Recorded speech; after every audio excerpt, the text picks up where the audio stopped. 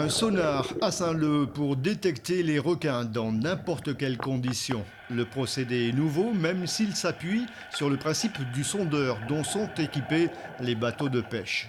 Les plongeurs du CRA et ceux de l'entreprise de la Ciotat qui a créé le système l'ont installé sur un trépied à 100 mètres du rivage, à proximité du spot de surf, devant l'embouchure de la ravine, là où les squales sont supposés aller en priorité lorsqu'ils viennent du large. On a fait une première mission préliminaire l'année dernière sur 5 jours.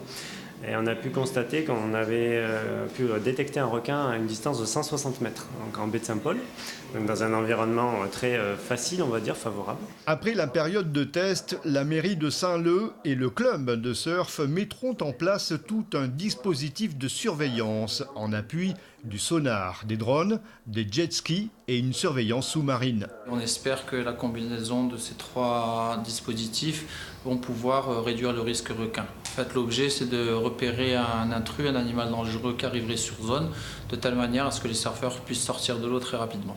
La mairie prendra et les usagers prendront des risques, puisque automatiquement, quand vous partez surfer sur cet endroit, il y a quand même un pourcentage de risque qui sera minime après ces études-là, mais il y aura quand même un pourcentage de risque. Les tests vont durer 4 mois. Il s'agira de simuler des passages de requins avec des cibles qui sillonneront la zone de couverture du sonar. Au total, la sécurisation du spot de surf de Saint-Leu devrait coûter entre 700 et 800 000 euros financés par la mairie, l'État et la région.